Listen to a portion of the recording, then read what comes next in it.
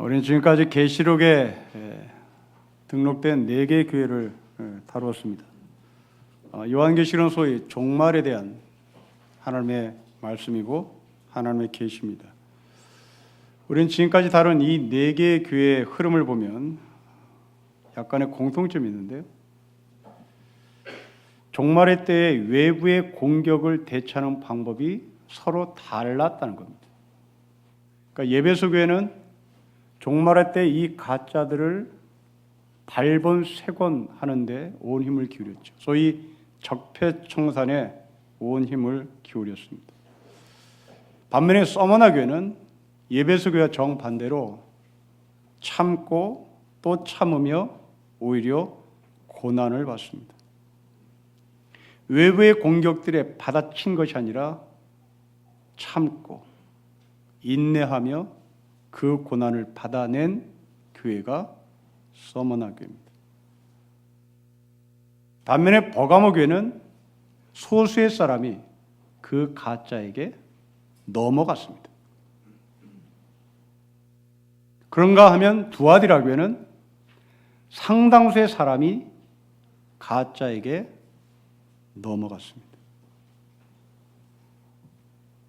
종말을 맞이하며 외부의 공격에 대처하는 방법이 이렇게 서로 달랐습니다. 만약 우리 청년교회에 신천지가 들어와 교회를 해짓는다고 가정할 때 과연 여러분은 이 외부의 공격을 어떤 식으로 대처할까?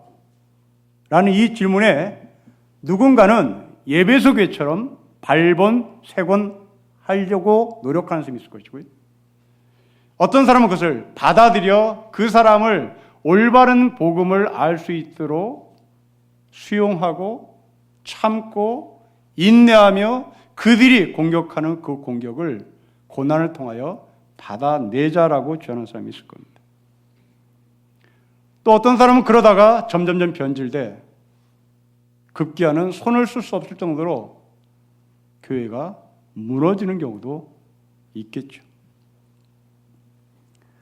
제가 24년 전에 온누리교회 있을 때 당시 레마라고 하는 2단 선교단체가 집중적으로 사랑의 교회와 온누리교회로 들어온 적이 있었습니다. 이 레마라는 2단 선교단체를 접근하는 방법은 사랑의 교회와 온누리교회는 180도로 달랐습니다. 당시 오카는 목사님은 이 레마를 발본색원하고 교회에서 추방시켰습니다. 반대로 하영주 목사님은 레마를 받아들였습니다. 받아들인 이유는 이들이 진정한 복음을, 분명한 복음을 알게 될 때 그들의 잘못된 것을 고쳐나갈 것이다 라는 소망이었죠. 이렇게 한 사건을 놓고도 접근하는 방법은 지금도 그리고 2000년 전에 예배소 교회와 서머나 교회 모습에서 그대로 드러납니다. 이런 질문을 확장시켜보면 지금 새 정부가 적폐청산을 하고 있다는데 이 적폐청산을 바라보는 시각도 예배소 교회의 시각에서 보면 더 밀어붙일 때 확실히 밀어붙이고 이 교회의 뿌리를 뽑자라고 주장하는 사람이 있겠죠. 그런가 하면 어떤 사람은 서머나 교회처럼 그만하자. 돌아올 때가 있겠지. 참자. 덮자라고 주장하는 사람도 있겠죠. 성경은 이 모든 것에 대해서 존중합니다. 예배소 교회 발본색원 존중하고 서머나 교회 인내하며 고난을 받는 것을 존중합니다. 여러분들이 사형제를 반대할 것인가 찬성할 것인가 이것도 예배소 교회와 서머나 교회 관점에서 보면 정반대로 갈리겠죠. 성경은 이 모든 생각들에 대해서 존중하고 여러분의 선택을 자유로 인정합니다. 하지만 어떤 입장도 절대가 없다라는 사실을 성경 분명히 얘기합니다. 예배소 교회에 발본색원하는 것이 장점이기도 하지만 여기엔 또한 단점이 있었습니다. 모든 생각과 모든 주장은 다 장단점을 갖고 있기 마련이죠. 그렇다면 우리는 이 상대방의 주장, 상대방의 접근 방법을 무가치하게 여기는 것이 아니라, 또한 그것을 절대화시키는 것이 아니라 상대방의 입장을 존중하고 거기서 무엇을 배울 것인가 라는 생각을 하는 것이 더 중요하겠죠. 최근에 저는 남한산성이라는 영화를 봤는데요. 자주파를 대표하는 김상헌이라는 사람이 나옵니다. 그리고 4대파를 주장하는 최명기라는 사람이 나오죠. 자주파인 김상헌은 끝까지 싸워야 한다. 끝까지 싸워서 뭐나 도냐를 결정져야 된다. 주장을 하죠. 반면에 4대파를 대표하는 최명길은 지금 청나라와 화해를 해야 한다. 화친조약을 맺자라고 주장합니다. 왕 앞에서, 인조 앞에서 치열하게 소위 사상 싸움에 들어가죠. 여러분, 그 영화를 보며 저는 두 가지를 배웠습니다. 왕 앞에서 자기의 생각을 가감없이 내놓을 수 있는 표현과 사상의 자유가 조선시대에 있었구나. 눈치 보지 않고 4대파를 대표하는 최명길, 자주파를 대표하는 김상헌이 서로 치열하게 사상투쟁을 하고 싸웁니다. 굉장히 부러웠습니다. 왕의 눈치를 보지 않는, 자기의 생각을 주장하는 우리 선조들의 멋진 모습입니다. 그러나 더 저에게 큰 감동을 줬던 것은 이 두 사람이 사상투쟁을 하되 상대방의 인격을 절대 모독하지 않는다는 점입니다. 최명길은 김상헌이 없는 자리에 왕 앞에서 김상헌을 욕하지 않습니다. 김상헌은 최명길이 없는 자리에 왕 앞에서 최명길을 욕하지 않습니다. 이 사람이 얼마나 훌륭한 사람인지를 높이고, 이 사람의 인격을 높이고, 이 사람이 얼마나 나라를 사랑하는지에 대한 깊은 애정을 김상헌은 최명길을 변호하고 최명길은 김상헌을 변호합니다. 우리 이런 토론 자세를 배웠으면 좋겠습니다. 여러분들이 국회에 싸우는 것을 보면 신물이 날 겁니다. 그러나 국회는 싸워야 하는 곳입니다. 국회는 조용해서는 안 되는 것입니다. 국회는 자기의 생각과 반대되는 사람과 치열하게 싸워 좋은 것을 도출해내는 것이 국회입니다. 이것은 민주주의의 출발입니다. 고대 시랍의 민주주의 출발은 아고라는 광장에서 출발했습니다. 그 아고라는 시장, 그 광장에서 서로 치열하게 여와 야가 싸워 마지막에 좋은 결론을 맺어 그 결론이 또 반대파와 싸워 또 결론을 맺어 지금까지 흘러온 것이 민주주의의 출발이고 과정입니다. 다만 우리나라의 국회의원들은 서로 인격 모독하는 데 신물이 난 거겠죠. 빨갱이로 뒤집어 씌운 것이 신물이 난 거겠죠. 서로 인격을 신뢰하고 저 사람이 나라를 얼마나 사랑하는지에 대한 이 신뢰를 바탕으로 싸운다면 우리 사회는 좀 더 나아지는 사회로 발전할 것이고 민주주의의 성숙을 가져다 줄 것입니다. 그렇게 에베소 교회는, 그렇게 서머나 교회는 어떤 문제를 놓고 서로 접근하는 방법이 달랐으나 중요한 것은 이 교회들이 예수 그리스도로부터 칭찬을 받았다는 점입니다. 이 칭찬과 책망을 동시에 받았던 이 에베소 교회, 서머나 교회, 두아드라 교회와 버가모 교회와는 달리 오늘 우리가 공부하려는 사대교회는 좀 이상합니다. 여러분 1절을 우리 같이 읽겠습니다. 시작. 사대교회 사제에게 편지하라. 하나님의 7영과 7별을 가신 이가 이르시되 내가 너의 행위를 아노니 너가 살았다는 이름은 가졌으나 죽은 자로다. 여러분 칭찬이 없습니다. 3장 1절을 읽어보면 대체 무슨 이유로 예수님은 죽은 자라고 말씀하시는지 이유에 대해서 말씀을 하지 않습니다. 근거가 없습니다. 칭찬도 아니고 책망인 것 같은데 책망하는 이유가 또 뭔지도 모르겠습니다. 도대체 이 교회가 어떤 교회일까? 그렇습니다.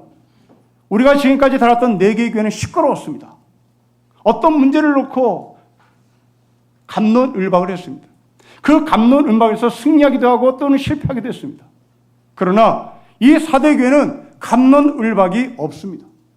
어떤 문제를 놓고 토론을 하지 않습니다. 어떤 문제를 놓고 이것이 옳다 저것이 옳다 싸우지를 않습니다. 그렇다고 어떤 문제 때문에 고민하거나 힘들거나 하는 서머나 교회 분위기도 없습니다. 아주 조용합니다. 그리고 놀랍게도 이 사대교회에 사도 요한을 통하여 하시는 예수님의 말씀은 칭찬이 없이 그냥 책망으로 바로 들어갑니다. 자, 우리는 이 사대교회가 도대체 어떤 교회인지를 드러내야 되겠습니다. 이 사대교회가 어떤 교회인지를 알기 위하여 우리는 2000년 전에 사대라는 도시가 어떤 도시인지를 알아야 될 것 같습니다. 사대라는 도시는 기원전 1200년부터 세워진 도시입니다. 굉장히 오래된 도시죠. 수세기에 지난 후에 리디아라는 왕국이 나라를 세우면서 이 사대의 수도를 정합니다. 사대는 기원전 6세기경부터 경제활동이 굉장히 활발했는데 특히 귀금속이 발전했던 도시입니다. 노다지가 터졌던 곳입니다. 인류 최초로 금으로 만든 돈이 생산된 곳이 이 사대입니다. 우리가 알고 있는 마이다스 황금의 손이라는 전설의 근원지가 이 사대입니다. 만지는 것마다 금이 된다라는 마이다스의 손, 그 마이다스 손의 전설의 진원지가 바로 이 사대입니다. 그만큼 금이 많았고, 금이 많았다는 것은 사람들이 지독하게 부유한 모습으로 살았다는 얘기입니다. 자, 이곳에 사대 교회가 있었습니다. 그렇다면 이 교회는 대단히 부유한 교회였을 것이고 큰 교회였을 것입니다. 지금 이 터에 가면 사대교회 터가 있습니다. 서기 300년에서 600년 사이에 지어진 교회로 알고 있는데 이 사대교회는 지금도 20m 되는 큰 기둥 2개가 남아 있습니다. 그것을 기준으로 그림을 그려보면 어마무시한 건물입니다. 그런데 1절 말씀처럼 사대교회는 조용합니다. 왜 조용할까? 그렇습니다. 사대는 골드러시로 사람들이 몰려드는 도시였습니다. 돈을 벌고 싶은 사람들이 사대에 모여서 급기야 돈을 벌기 시작했습니다. 그리고 돈을 벌 수 있는 보장이 되어 있는 도시였습니다. 그리고 실제로 돈을 벌었습니다. 자, 이제 이 계시록이라는 책에 등장하는 사대교회. 여러분, 계시록은 종말에 대한 이야기입니다. 이 종말에 대한 이야기 속에 담겨진 사대교회 사람들에게 하시는 말씀, 사대교회 사람들은 종말에 대한 관심이 없습니다. 시간 가는 게 아깝습니다. 늙는 게 아깝습니다. 죽는 게 아깝습니다. 지금 내가 들고 있는 이 돈 다 쓰고 죽어야 하는데 시간 가는 게 너무너무 아까워. 종말에 대한 이야기는 아예 듣고 싶지도 않은 것이죠. 그래서 이 종말에 대한 이야기를 하면 사대교회 사람들은 조용했습니다. 귀를 닫았던 게지요. 그리고 이들이 듣고 싶은 설교는 당신이 갖고 있는 돈으로 호화호시 가십시오. 당신의 돈으로 여행도 다십시오. 이 당신의 돈으로 맛있는 거 많이 사 먹고 비싼 옷 사 입고 좋은 여행지를 다니며 세상 구경하십시오. 그런 설교를 듣고 싶었던 것이고 그런 설교를 원했던 것입니다. 여러분, 우리의 모습입니다. 우리 가운데 빌딩 하나를 들고 있는 사람들 지금 시간 가는 게 아까운 것이죠. 따박따박 돈 들어옵니다. 따박따박 내 통장에 500만 원, 600만 원 들어옵니다. 심지어 1억, 2억 들어오는 사람이 있습니다. 이 사람들은 시간 가는 게 아깝죠. 이 사람들은 종말에 대한 관심 없습니다. 죽는 게 아깝습니다. 죽음 얘기하지 마세요. 늙는 걸 얘기하지 마세요. 그 돈 가지고 피부 성형수술 하라고 설교하세요. 천년만년 잘 먹고 잘 살라고 얘기하세요. 죽음에 대한 얘기하지 마세요. 종말에 대한 얘기하지 마세요. 이게 사대교회의 분위기였습니다. 여러분, 이런 교회는 지금 이 시대에도 있습니다. 우리나라에서 유명한 교회로 소개받은 미국의 몇몇 교회가 있습니다. 수정교회, 윌로크릭 교회, 그리고 세들백 교회입니다. 여러분, 이 교회들은 동부에 있지 않습니다.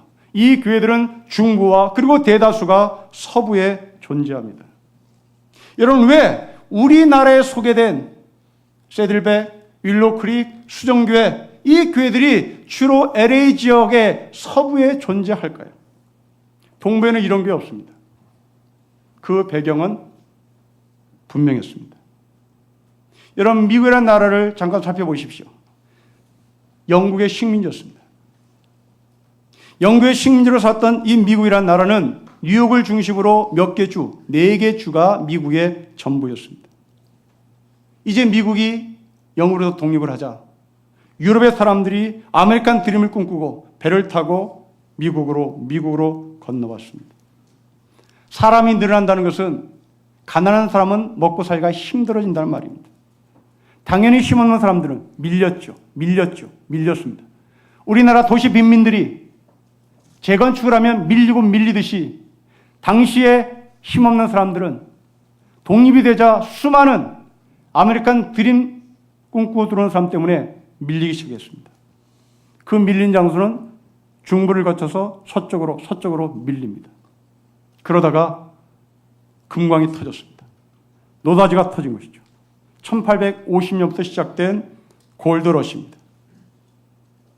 이때 서부로 간 사람들이 누구였을까요? 가난한 사람들입니다. 재산이 있고 살만한 엘리트들은 가지 않습니다.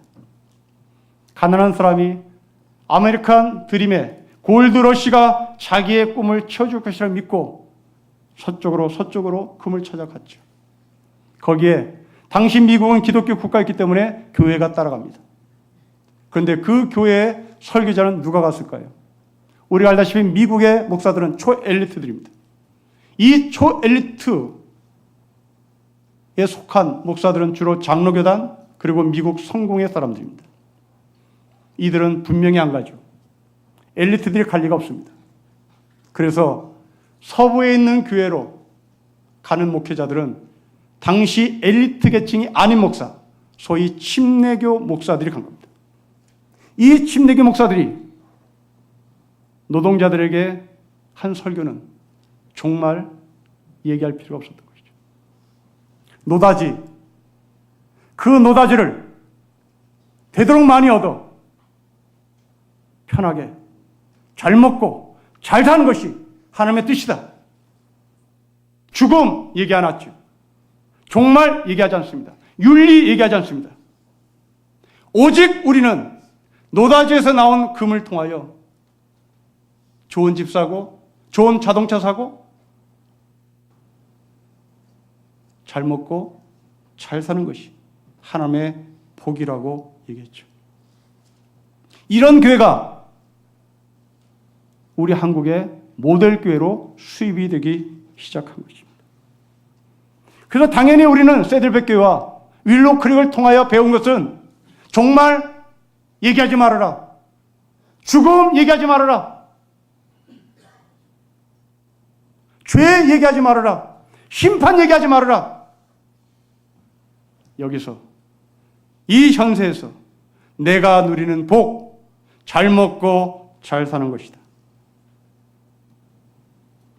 이런 사람들은 예배소 교회처럼 진짜인지 가짜인지 가짜를 쫓아내고자 하는 열정도 없습니다.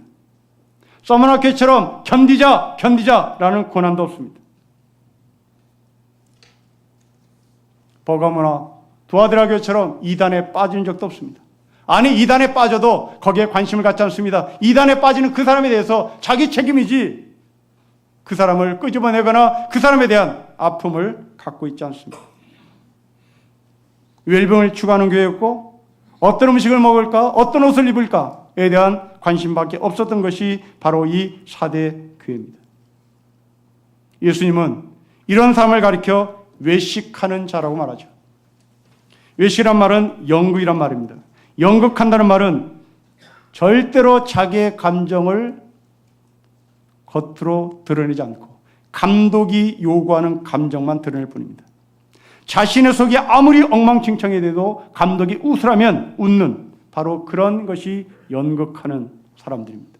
4대 교회는 자기의 미래에 대한 불안함 그리고 종말, 심판 이것을 애써 귀를 닫고 오직 이 현세에서, 이 현세의 감독이 우리에게 요구하는, 잘 먹고 잘 사는 것이 하늘의 복이라고 얘기하는 그 감독에 충실히 따랐던 교회죠. 우리는 이 사람들을 현대말로 짝퉁이라고 말할 것 같습니다. 사대교회는 외식하는 교회요, 짝퉁교회였습니다. 여러분, 중국에서 정치혁명을 일으켰던 모택동이라는 마오가 있습니다. 만리장성에 올라가서 이런 말을 해요. 불도장성 비호환, 우리말로 풀면 만리장성에 오르지 않으면 사내대장부가 아니다라는 말입니다. 마오가 한 말입니다.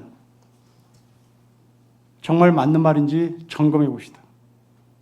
여러분, 만리장성을 누가 쌓았습니까? 마오가 쌓지 않았습니다. 중국의 황제들이 쌓지 않았습니다.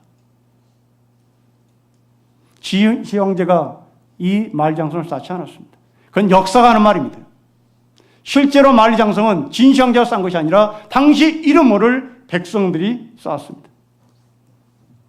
그렇다면 모택동은 인민을 위하여 혁명을 했다고 하는 이 모택동은 만리장성에 올라가서 이렇게 말을 했어야 합니다. 이 만리장성을 쌓게 하여 얼마나 많은 사람이 죽었는지 그 죽음의 소리를 우리가 들어야만 진짜 사내대장부다라고 말을 했어야 합니다. 그러나 이 인민을 위하여 혁명을 일으켰다는 마오도 만리장성을 쌓을 때 죽었던 사람에 대한 관심이 아예 없습니다. 경부고속도로를 건설할 때 얼마나 많은 사람이 죽었는지 추풍령 꼭에 가면 그들을 위로하는 위령탑이 있습니다. 그 고속도로는 대통령이 만든 것이 아니라 당시에 힘없는 노동자들이 만들었습니다. 그러나 이 역사는 노동자들이 만들었다는 데는 애써 지우고 대통령이 만들었다고 역사는 평가하죠. 우리도 마찬가지 같습니다.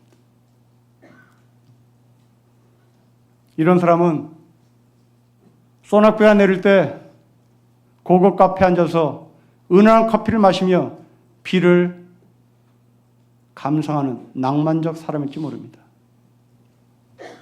그러나 그 비가 내릴 때 우산을 팔아야 하는 노동자는 그 비는 생존입니다. 아마도 이 사대교회는 예배를 드릴 때 낭만적 예배를 드린 것 같습니다. 돈이 워낙 많아, 가진 게 워낙 많아, 목사가 종말에 대한 이야기를 하면 개뿔, 당신은 돈 많은 것에 대한 기쁨이 뭔지 몰라. 그러나 그 가운데 정말로 힘든 누군가는 낭만의 예배를 드린 것이 아니라 생존의 예배를 드렸을 겁니다. 그 생존의 예배를 드리는 사람은 내일 내가 어떻게 인생을 끝내야 하나, 내가 내일 어떻게 내 인생이 풀려야 하나, 내가 내일 인생을 어떻게 살아야 하나 처절한 아픔과 눈물 들고 예배에 참석하는 사람이 있을 겁니다. 성도 여러분, 여러분들은 지금 모두 다 같이 예배를 하는 형식 속에 나와 앉아 있습니다. 우리 가운데는 낭만적인 예배를 드리는 사람이 있는가 하면, 오늘 지금 나는 내 남편이 내일 세상을 떠날지, 내 아내가 내일 세상을 떠날지 안타까워하며 종말을 맞이할 것을 어떻게 맞이할 것인지 안타까워하며 속에서 창자가 끊기는 아픔으로 실존적 예배를 드리는 사람이 있을 겁니다. 사대교회는 고급 카페에 앉아서 커피를 마시며 비를 감상하는 사람들이었습니다.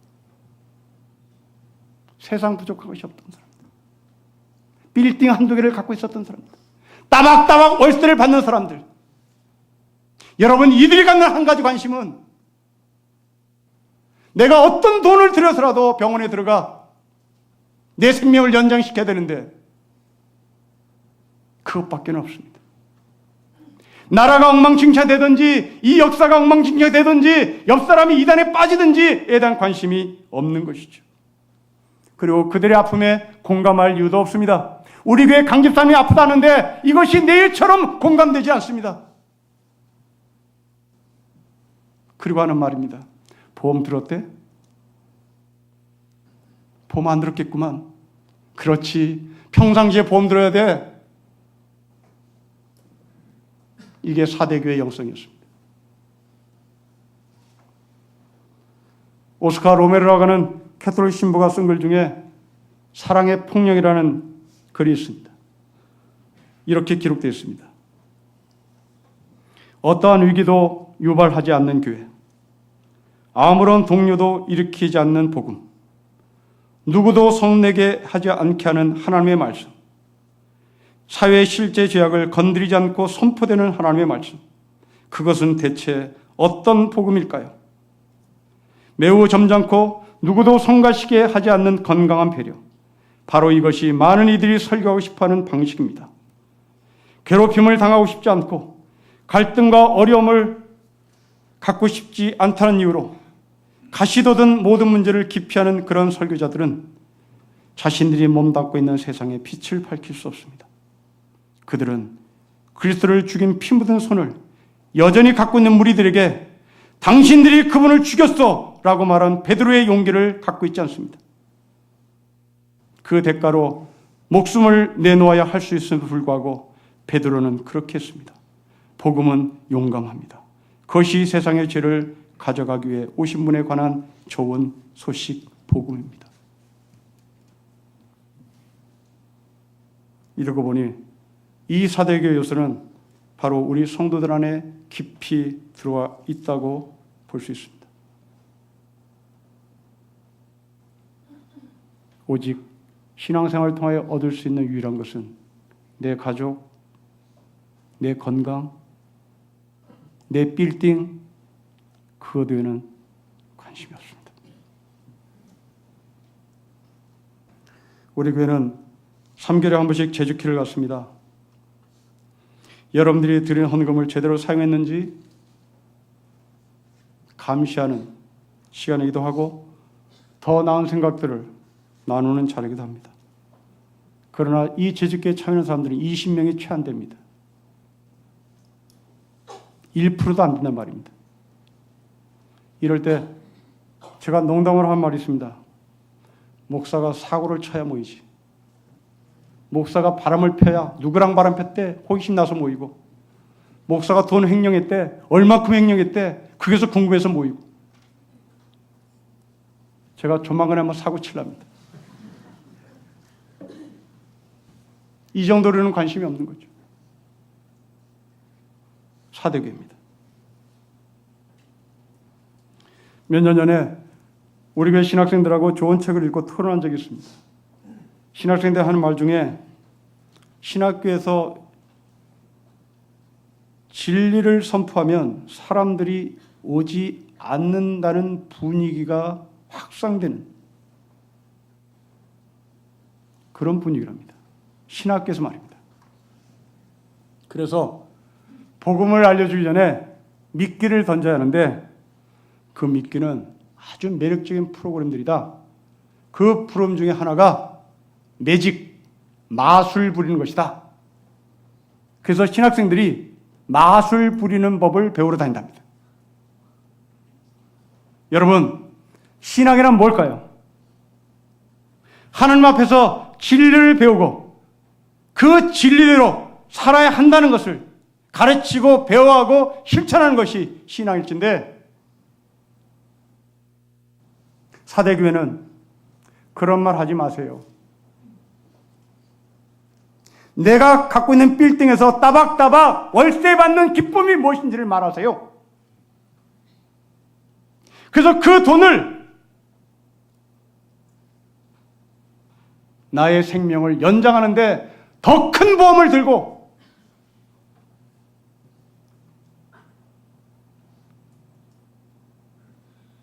나 혼자 쉴 수 있는 독방에 들어가 건강 체크하고 좋은 주사 맞고 그게 하늘의 복이라고 말하세요. 이렇게 말했던 사대교회 교인들에게 종말이 무엇인지를 너희는 기억해라. 이 요한계시록 복음서가 아니라 이 요한계시록은 사도 바울이 쓴 편지가 아니라 이 요한계시록은 종말을 말하는 계시록 것을 분명히 하며 빌딩 갖고 있는 자들아, 종말에 대한 관심이 없는 자들아,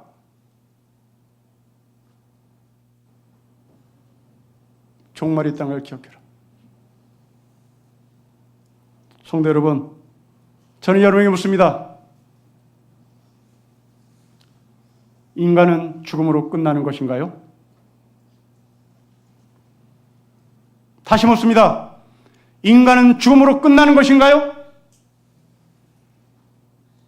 여기에 사대교회 교인들은 끝나는 거지요. 그러니 더 연장하고 더 연장해서 내가 이 땅에서 가진 돈을 가지고 편하게 살아야지요 라고 말하겠죠.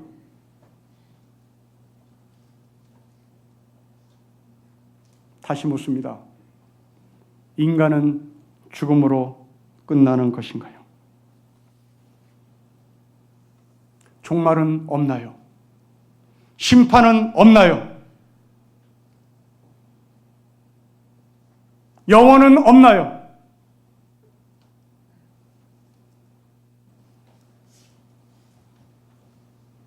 사대교회는 아마도 영원이 없다. 내가 가진 돈으로 이 땅에서 편하게 살다 죽으면 끝이다 라고 생각한 교회일지도 모르겠습니다.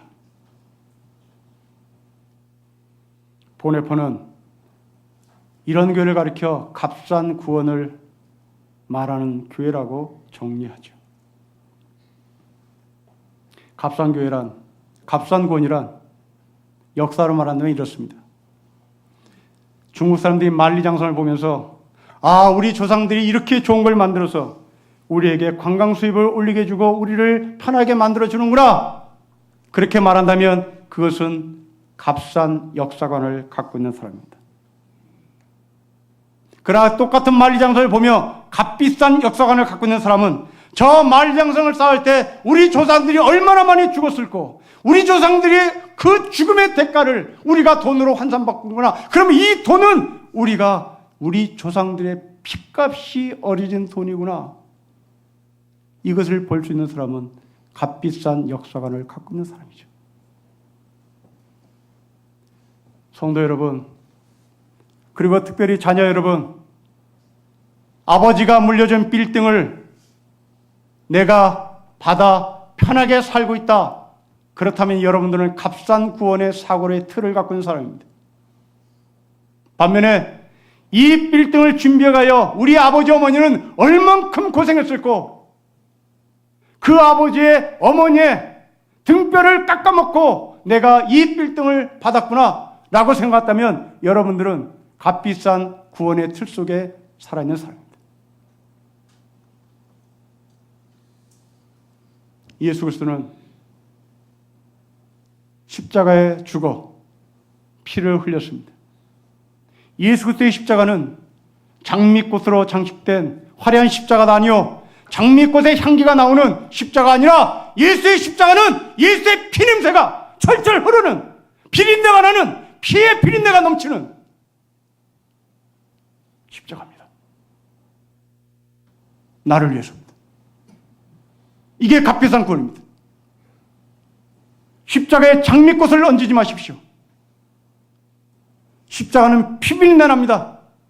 사람의 피냄새는 동물의 피보다 더 처절합니다. 나를 위하여 그렇게 피를 흘리신 예수 그리스도의 구원은 값비싼 구원일 수밖에 없습니다.